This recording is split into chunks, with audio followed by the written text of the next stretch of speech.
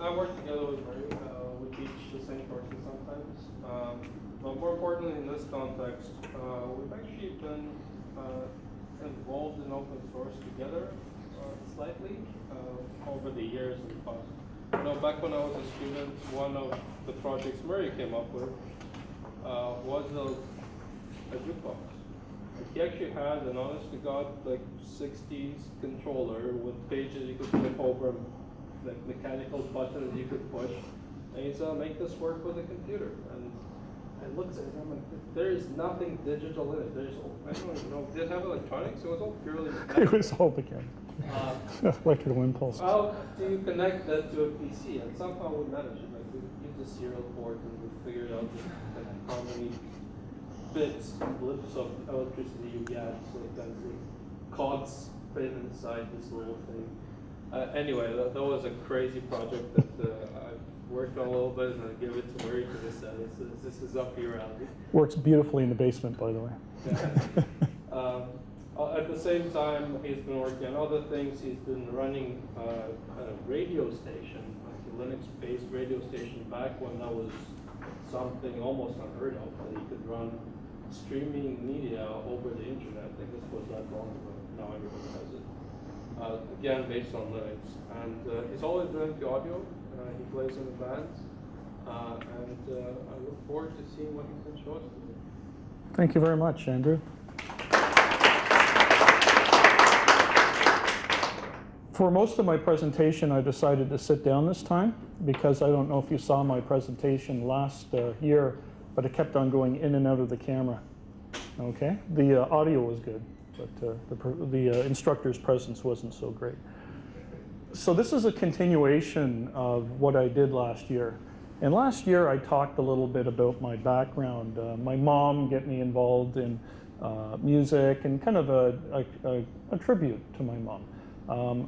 Unfortunately, when you teach a course like this, you don't have a lot of time to go into the details, and that's what I want today to do. I want to kind of focus a little bit more on the details, and also I was thinking, geez, do I have enough to teach another thing of this? And the answer is yes, because there's a lot of things that I thought, well, this is only something I do, but I think it would be advantage to many other people as well, and maybe some things that you didn't think about.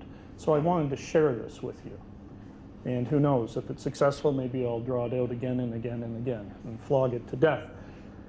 Anyways, there's me in an uncompromising pose, and flash forward about 45 years later, and I'm in with quite a motley crew. These are my actual band members. This is at McVeigh's Tavern, probably in May, prior to us performing. Basically, I was interested in music recording in Linux. I think in my band I had more of a proprietary setup with Windows, with, if I'm not mistaken, Native Instruments before. But I had dabbled in Linux and using it for recording. And I liked it because, it's cheap. It was along my alley of teaching Linux and open source software, so it was a good fit. And I actually did bring this in several years ago here, and it nearly killed me. And I'm talking about bringing in everything, including that wretched table, in a car where everything, well, it didn't fit, but I made it fit. And I thought there's got to be, for heaven's sakes, a better way, especially if I'm going to go into using Linux and the open source apps for, playing in a band, playing live. And back then, I was on the internet, and people were saying, you can't do this in Linux, you can't do that, which cheesed me off and made sure that I worked harder to make sure I could, so I could have something saying, here it is in your face, okay? Which, gives me a lot of motivation. So, let's be honest, when you look at this ain't the pride of Muskoka, okay? I haven't painted the darn thing. It's done on the cheap, you're at a bit of a disadvantage because you don't see it like this. I mean, it's beautiful, So you deal with that, okay? Dealing with this, and I love it. on the cheap. Cheap is good. I used to laugh at people who are cheap. Now they're my heroes. And now there's no way about it. You got to spend money here. There's no way about it. But you try to avoid spending money, right? That's the game, isn't it? What did I spend money on? I spent money on a really good volume pedal. I had one before it broke. This one's really good. It's about 120 bucks, I would imagine.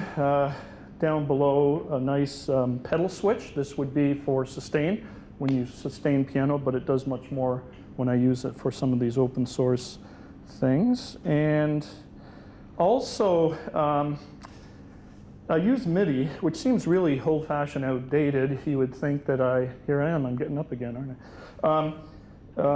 Should use USB. It's been my experience, USB is a lousy way to hook up stuff when you're in a band, because these USB connections can break really easily.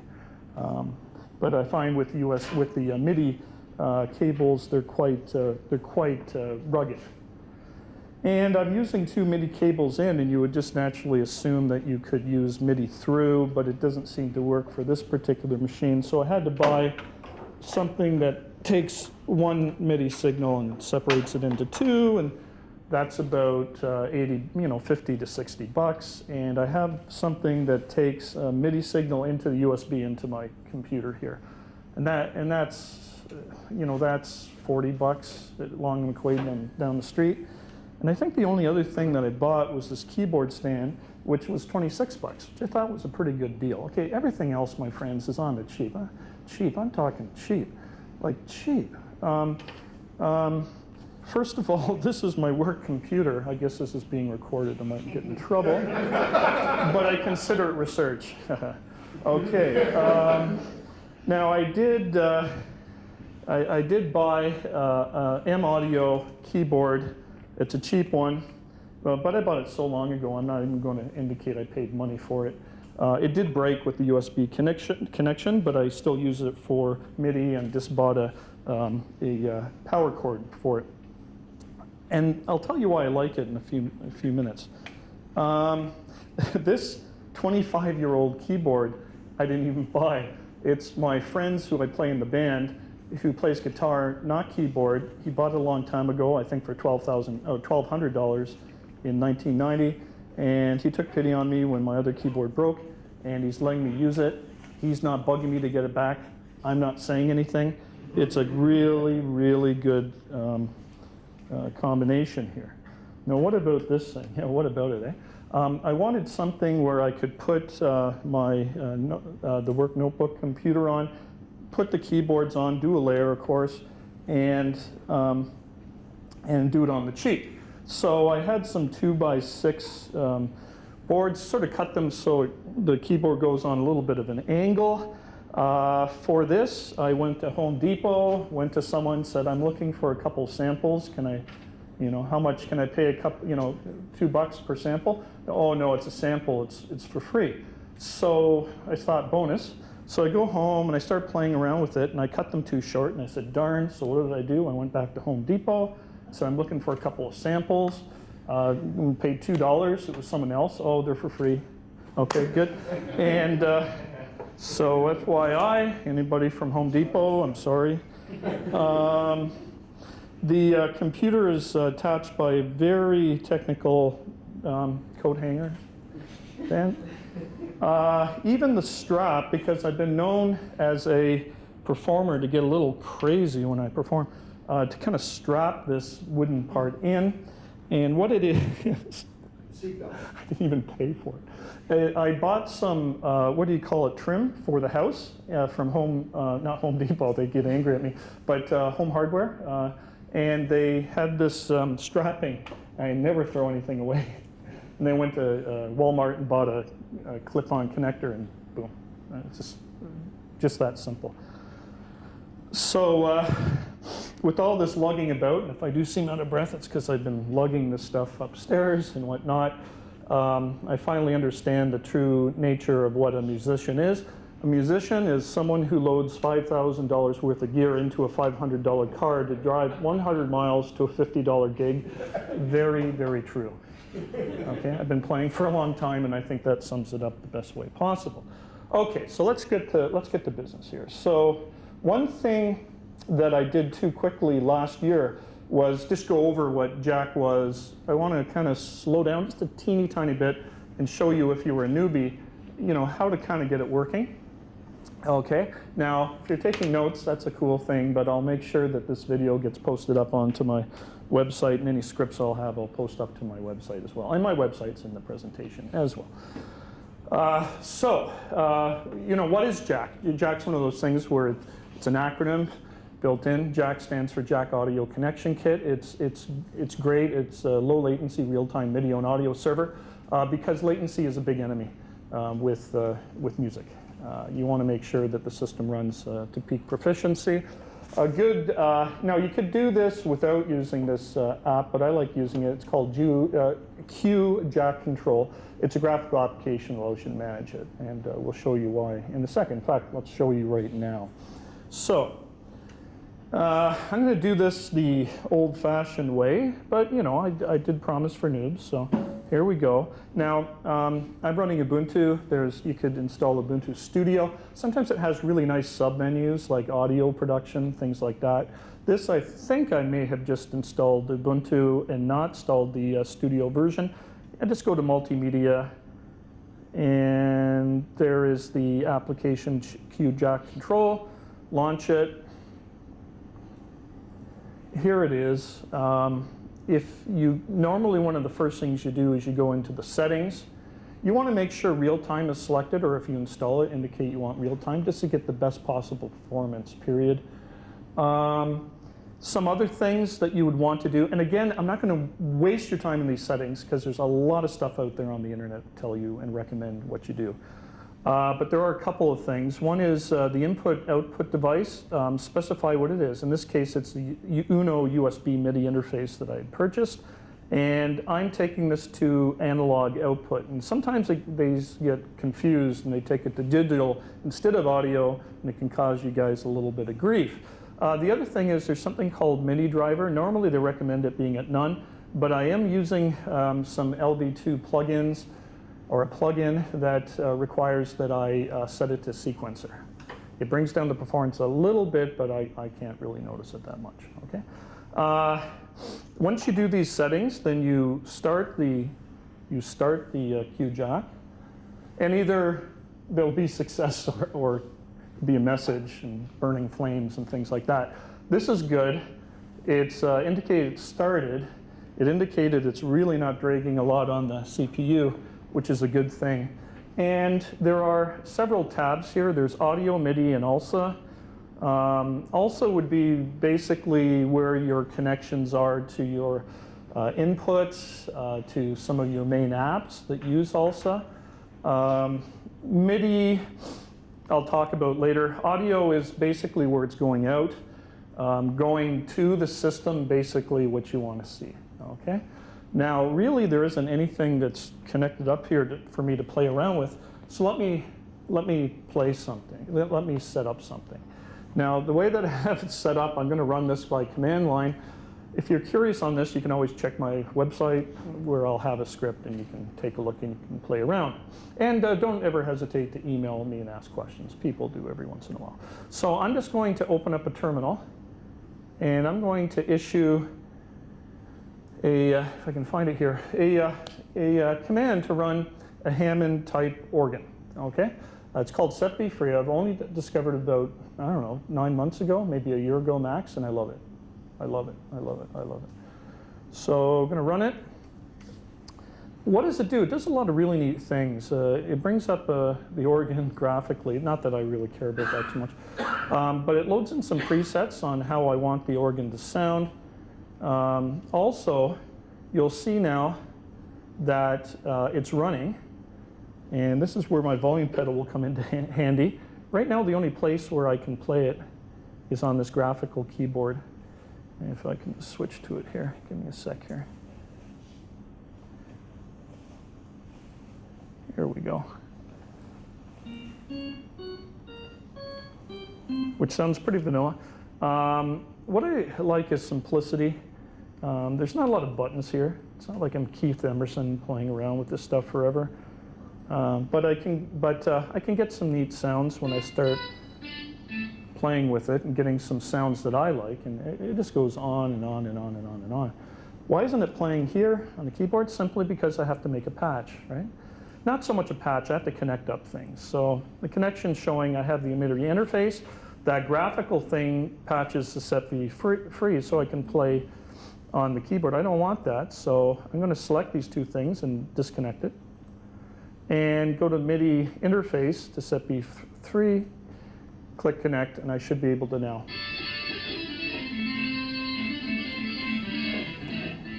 If you notice, I love that kind of sound. Okay, so that's kind of neat, that's kind of cool. But I think you would agree with me that that's a major pain if you wanted to do this every time that you get prepared for a practice or for a gig. Okay, there's got to be a better way, and there is. So that brings us to the next thing here, and that is, key to performing live. Keep it simple. I don't care. I'm not out of the video camera, I hope. I don't care for keyboards that have the little knobs and this million, zillion, gazillion thingies. Keep it simple. I don't want to be, I want to be playing. Come on, let's get real here, right? So one thing, like this is a 25-year-old thing. So, and even this is quasi-functional. But I really like my M Audio keyboard, and if I can find one that's more rugged, I'll buy it in a second if it does the same thing that I like to do. So here's a few things. I want easy keyboard control. I want to use shell scripts to automatically, launch things and set things up. I want to have my connections saved, so there's quick setup. And I want to, because I only have one screen here as opposed to 4 that were in my recording studio down in my basement, to access these different things, and there are a lot of programs to run. So use multiple desktops and sort of control that, right? So number one, this is a picture taken from a manual from the M Audio keyboard down below, and this is why I still didn't throw it out. It's failing with the USB, but I still use it. Why? Because I can change the MIDI channels simply by clicking a function button and pressing a key. And to me, that's good engineering. To me, that's simplicity, and that works for me, okay?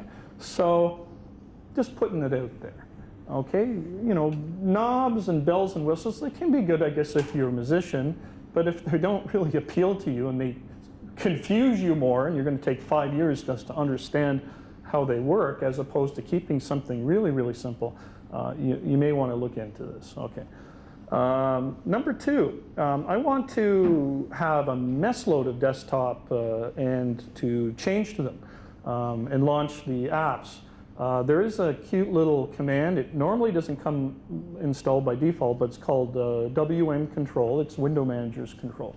That's going to allow me to, for all the desktops, to just lay some apps on separate desktops so I can get to them if I needed to quickly. Another one that's really cool is called AJ Snapshot. I just discovered this when preparing for this presentation, like 1 week ago, okay? And I used to, in my shell script, use a series of commands and heavy-duty scripting and parsing and all that sort of fun stuff, command substitution, to assign connections in Jack using a command called aconnect. And it was good, but there's a better way, and that is AJ Snapshot. Once you physically or manually set up all your connections, save it to a file, and then recover that file. And I like that. That works for me. Okay, so let's quickly just go in. And again, this will be on my website, so don't memorize this or anything. Don't write down like a mad person. You can always email me so I can send it back to you. So if I VI into my own little area, I have a little shell script called session.bash. Some standard things here, obviously some comments. It's a bash shell script. Declare client number. I'm not going to talk about this right yet. I use Zenity. I think it's a cute little tool for a dialog box just to select what certain things I want for my gig.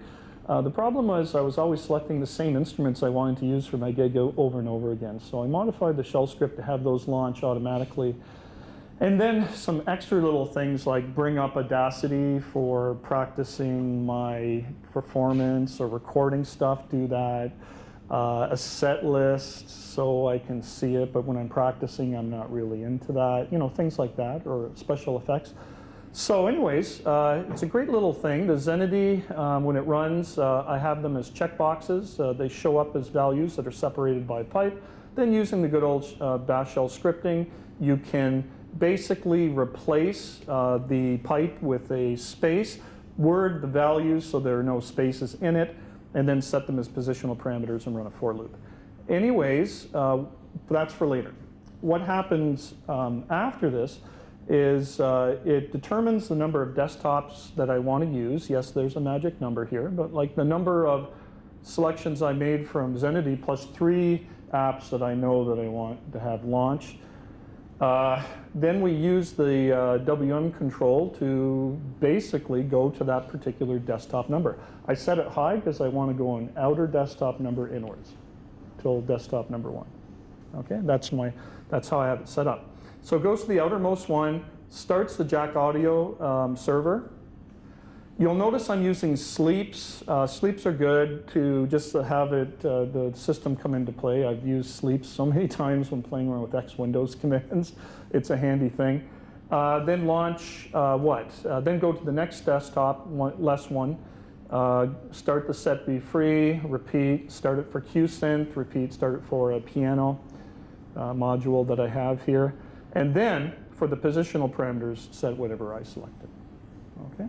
And that's about it. Now there is one little stupid thing. AJ snapshot doesn't seem to work well for my QSynth, so I left in a little bit of an appendix for today's demo, and I'll figure this out. But I kind of ran out of time, so I had to physically at the very end set a connection that I shouldn't have had to, but whatever.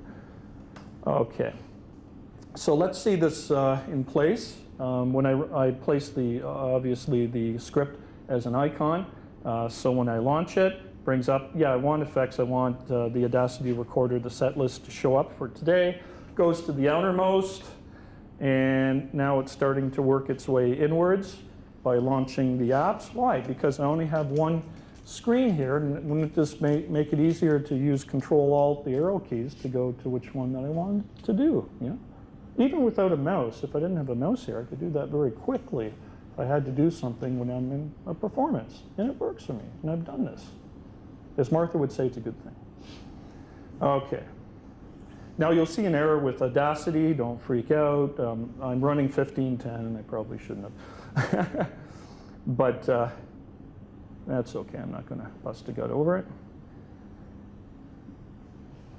And so I got Audacity here, I got my set list here, I got some effects processors, which I'm going to turn off for right now.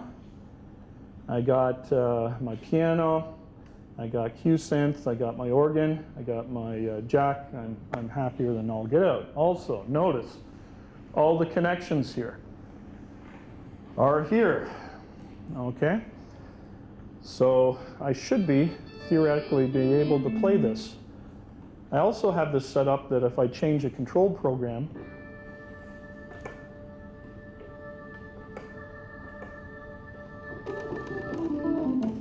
it sets it up. It's simplicity, right? Fast, okay?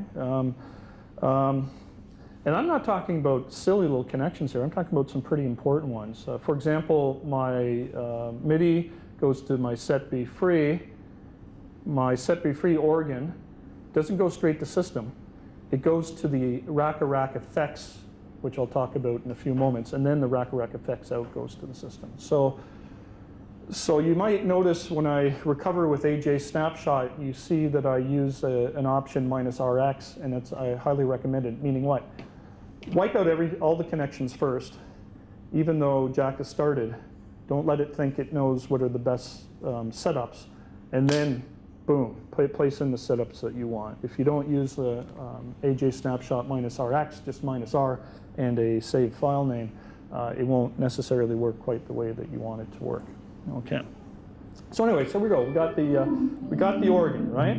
But as I was mentioning in a previous picture, it's also nice to be able to change to different instruments that I could by changing a MIDI channel. Now, set-B free uses channels MIDI channels 1, 2, and 3. Top register, bottom register, and if I could afford it, which you know me, a foot pedal, but you know, maybe someday if I win the lottery. So down below here is probably MIDI channel 1 or 2, and you're basically having the same thing that's here. Now kind of multitasking here. Getting the sound, okay? I'll explain some of these things. So Q-Synth. So you kind of got a feel for set-B free, which I use and I like. Q-Synth, what is this? It's a application that allows you to play basically sampled tunes, what do they call them? Sound fonts, okay? So how does that work? Well, without going into a tremendous amount of detail, and here it is right here, you can set up Q-Synth to bring in loaded sound font files, and then you can set them up for different MIDI channels. So I've kind of left MIDI channels 1 to 5 alone for other things, but channels 6, 7, 8, 9, and 10, or 6, 7, 8, 9 anyways, are set for playing different instruments that are on my Q-Synth sound, okay? Like different instruments for different things. How do I do this? Well, MIDI channel is D, E is 2, F is 3, G is 4, A is 5, B is 6. So B, C, D, and E would be channels 6, 7, 8, 9, right? So function B, or okay, it's playing. Sounds like a electric piano, like for something like.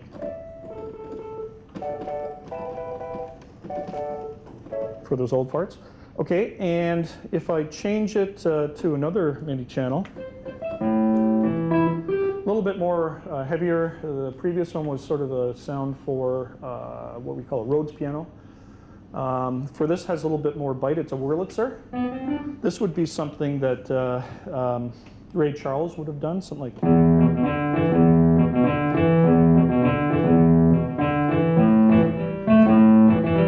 Problem is, it takes me 2 hands to do the bass, and this dude was able to do it. Don't even go there. Maybe someday. Another one, sort of a lead synth for the Cars.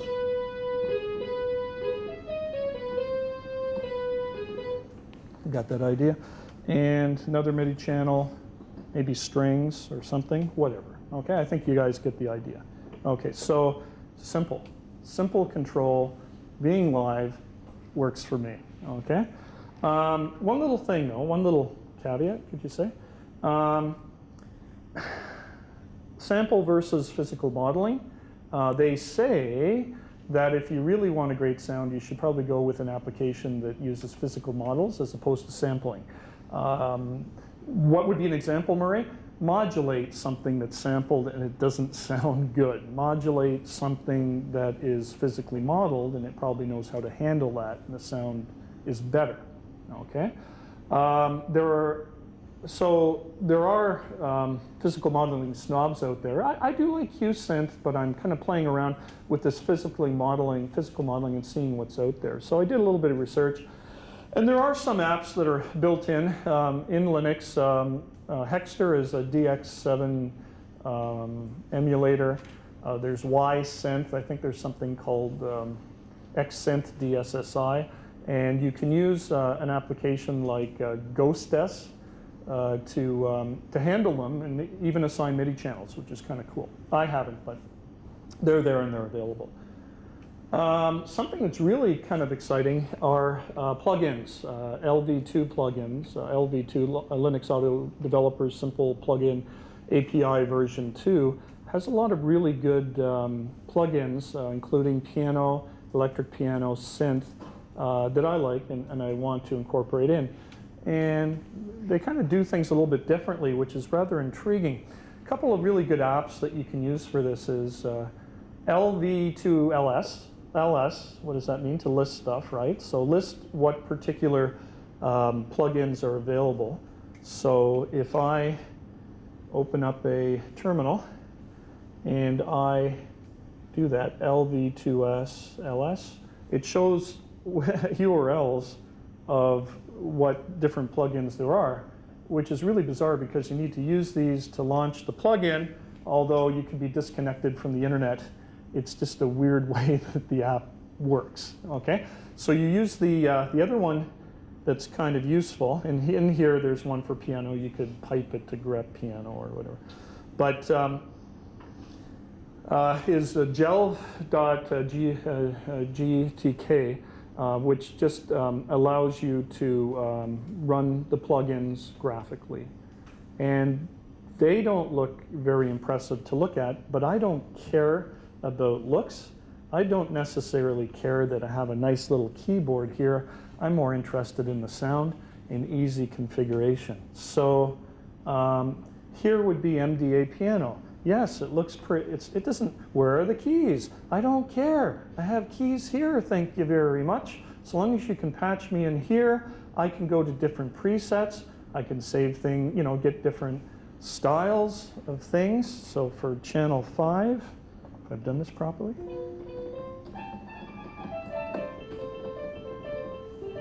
And you can experiment with this and you can even affect its performance. Works for me. One little problem, and that is because it's a plugin, and I'm not sure on this, but I don't think I'm far off the mark.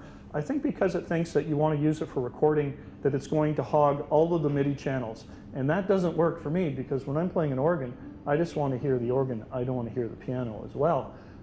So how do you solve a problem like this? There may be better ways, but I did a lot of looking, and there is an app called QMIDI Route. It allows you to route to different MIDI channels, and that can make your jack really, really look complex, like a bowl of spaghetti. But who cares, because you're saving these things using AJ Snapshot anyways, and life is beautiful. Yes? Just curious whether you write on your set list which preset you should switch to. I'm coming to that at the end, so stay tuned. Okay? Okay, which I should, I don't always. But there is something I do at the end that will probably explain how to solve it. Okay. Yeah. Okay, so what happens here, maybe I should explain a little bit better via jack. And don't worry, there's not going to be a test at the end of this. Okay, but I have a MIDI interface. You know, where is the MDA piano that I launched? It's not here. No, it's actually in the MIDI section. So how do I solve this and connect up things? In the setup for jack, I said for the ALSA server, I want to use sequence, not none, not raw, but SEQ. I wanted to set up from my MIDI interface a patch to QMIDI route, saved as a file that can be run saying, hey, this is for MIDI channel 5, okay? Then from MIDI Q route, this is the bowl of spaghetti time, go through MIDI through, in MIDI through, go from the system into MDA piano. A lot of these other patches basically go to system, except for my organ, which I went through rack-a-rack. Okay, I sort of did a customized thing here. And that's how I dealt with it. So just showing you guys some ways around this. And again, I'll place this up on my site. Don't feverishly take down notes. And you can always send me an email. Because I like to, you know, artists like to support each other. Okay, now, getting the sound, I've sort of been talking about getting the sound, but I haven't, you know, you can add in effects, right? That's Keith Emerson, right? It's not like one of my heroes.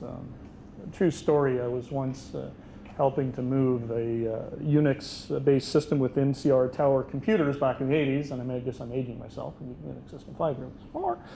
And one of the people, and it was for a security company, and the guy that was working, recently hired for the security company, looked big, and his name was, and he looked like he could thrash you.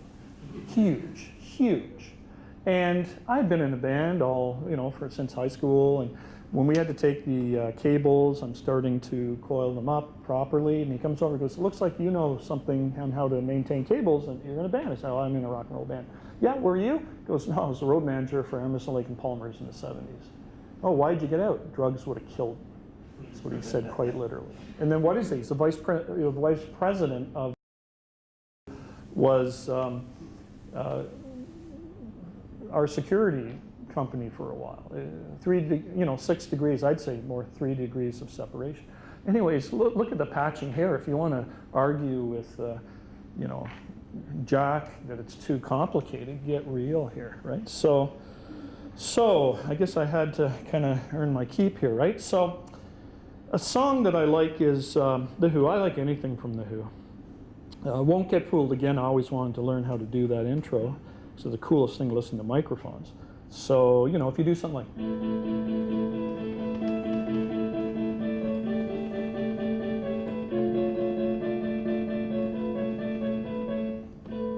still practicing.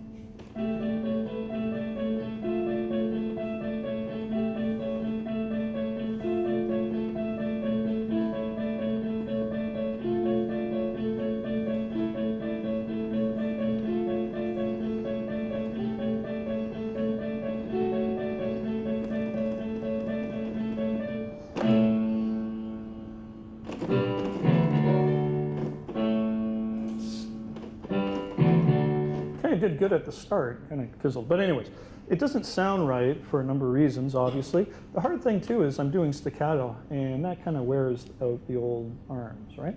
So now, to be honest with you, rack-a-rack is kind of a cool thing.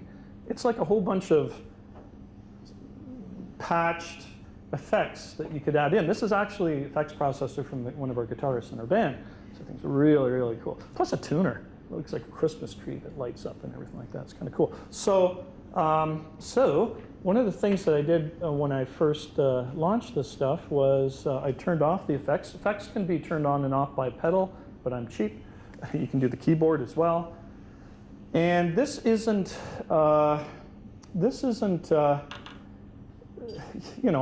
it's going to take a long time to attempt to master this. Remind me that I have this cranked up, right?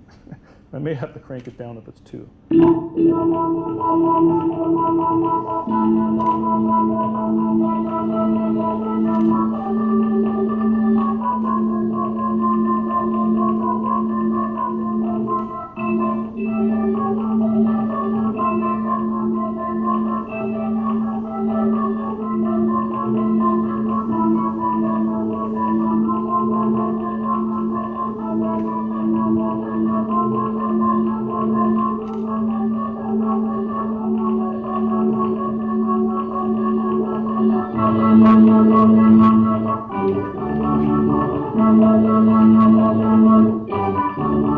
Now, it doesn't sound exactly the same. You don't know how many thousands of ways I was playing around with this to get it, and eventually I'll get it, but that's half the fun. That's the journey, right?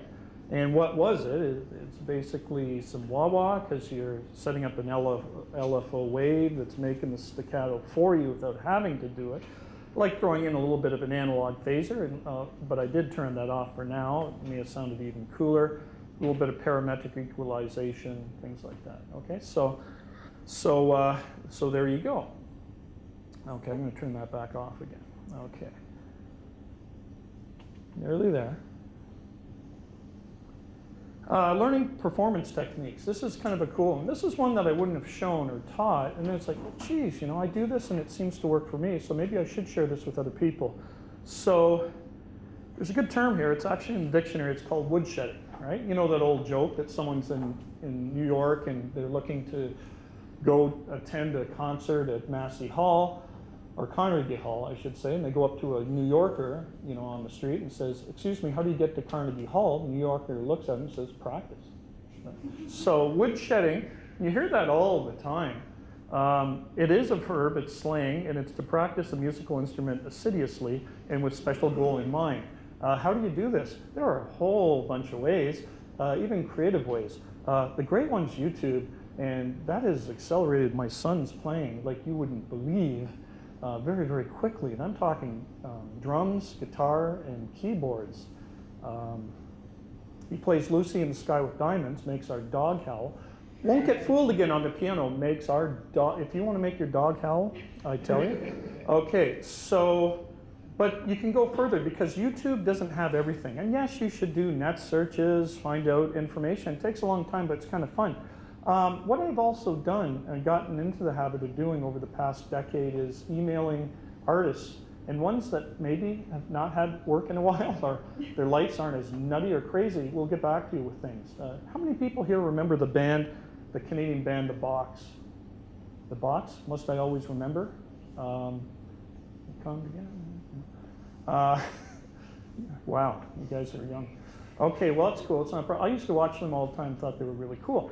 And there's a singer for The Box called Jean-Marc, and I sent him an email and just questions, what are the chords for this? And he came back, I don't do chords, I'm a singer. But at least they were honest, and I kind of like that. And you know, I went back and forth, and I asked, there's a song called Must I Always Remember, and I really liked it, I think it was cool. What kind of synthesizer did you use for that? And he got back to me, and he took the time to take a picture of it that was laying in his garage. Yeah, it is a well. I have emailed Peter Torek asking a question regarding keyboards. Of course, Peter's too busy, but what happened is the person that handled the stuff didn't know the answer, so the person emailed to Peter for Peter to get back to that person to email me back the information. I thought that was kind of cool, right? So sometimes don't be afraid to do that. That one's really cool. The other thing that's kind of cool is that when I did the demo for you for Won't Get Fooled Again, in actuality, Pete Townsend was taking a Hammond organ, which is what I was using, patching it in through an effects processor, ARP 2600 if I'm not mistaken.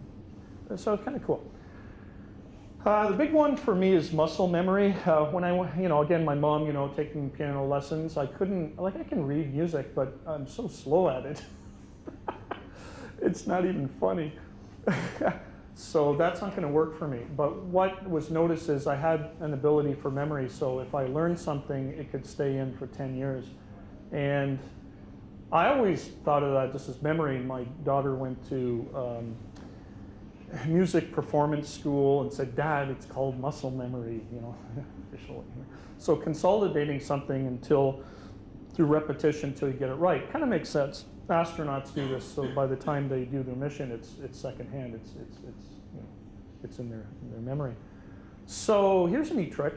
With Audacity, if you set it to use Jack, you can do this to improve your memory skills. So we're nearly there. We're nearly finished this thing, but I want to show you this because I think it's worthwhile. So I had an old CD of Rod Argent's "Hold Your Head Up," and transferred it digitally, and took out a small little piece that was for the organ solo. And this is why I have to make sure that the volume is down here. You've probably heard this. I love it. Won't play the whole thing. It's one thing to emulate the sound for Rod Argent.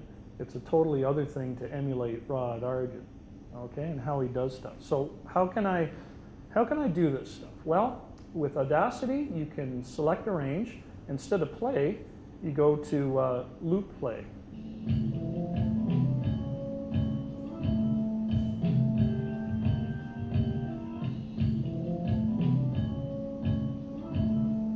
Then you can start to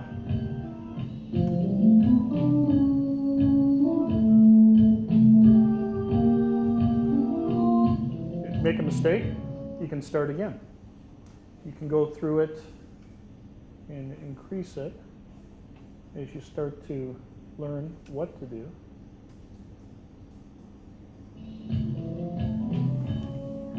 Not fast enough.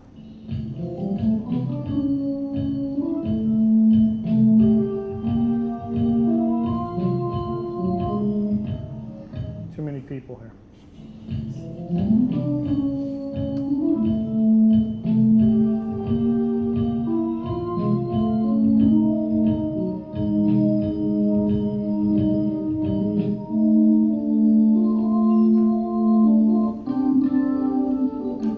Get the idea.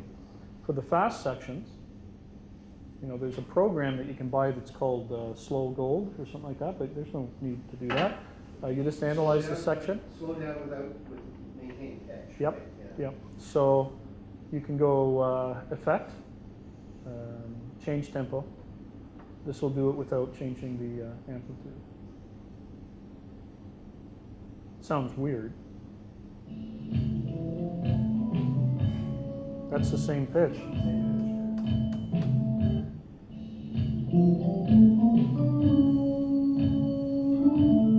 Right?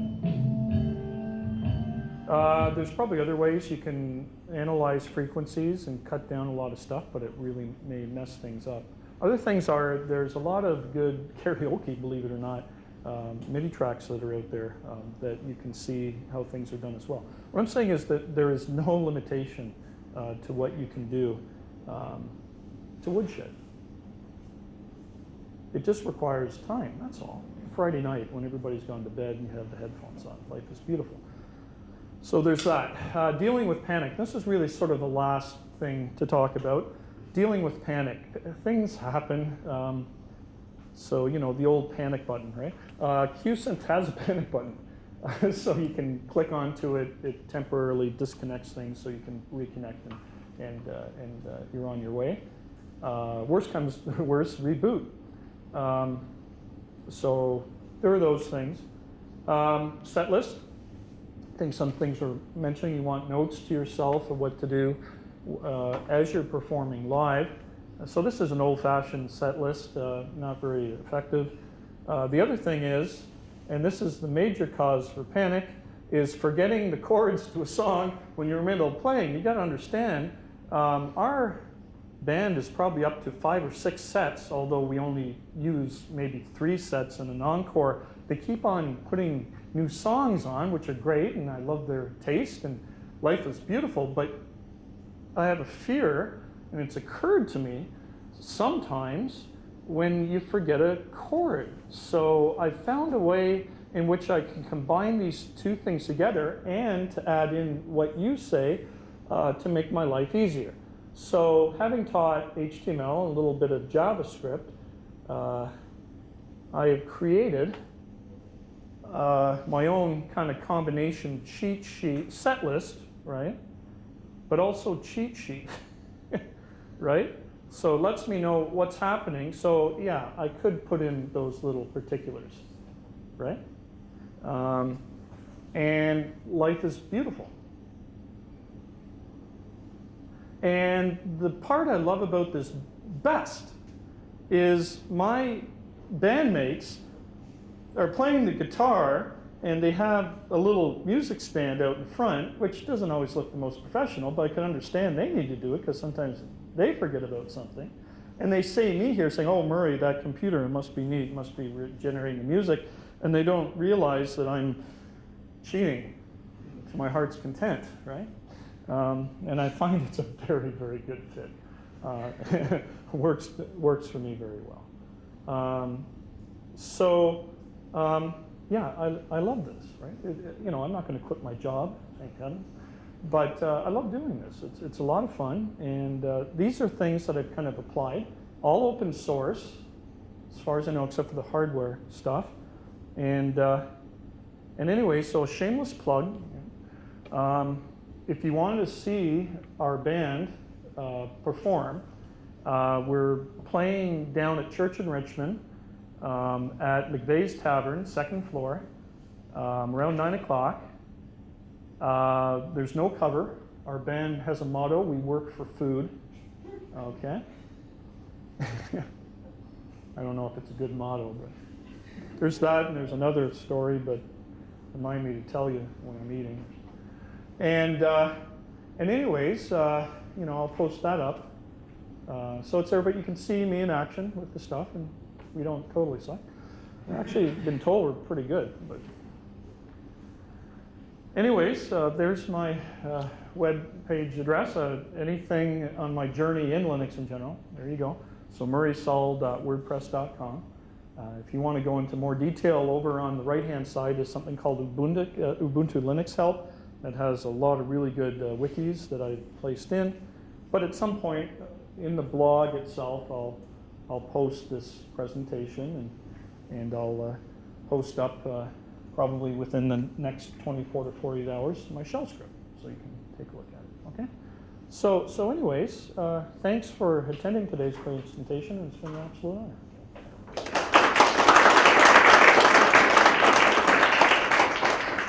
And if someone can help me take some of this gear to the car, I think there is someone that's tasked with that. I just have a question about Ubuntu. How do you manage that you don't have too many services in the background or something like that? So that they Ubuntu Studio does some things to try to keep in mind that, for example, using the desktop environment, XFCE4, trying to keep things on the low. There's also tricks where you can manage your memory as well, and these are quite abundant on the internet. Yes? Oh, are we running? Yes? I missed the bulk of your presentation, so maybe you answered the question. But Yeah, okay. is there a digital audio workstation other than Audacity that you would recommend for doing like a large? For a higher level up, it's called Ardour. ARDOUR. It's open source. Similar to like Ardour, it's like Pro Tools. And I actually do have, if you go to the murraysaul.wordpress.com, if you go to Ubuntu Linux Help under the music section, I do have quick and simple using Ardour. you find it's pretty powerful. There's a bit of a learning curve to it, but it's pretty powerful. Yeah. Okay, thank you very much, folks. Enjoy your keynote speaker. I'll be there as soon as I get my stuff to my car.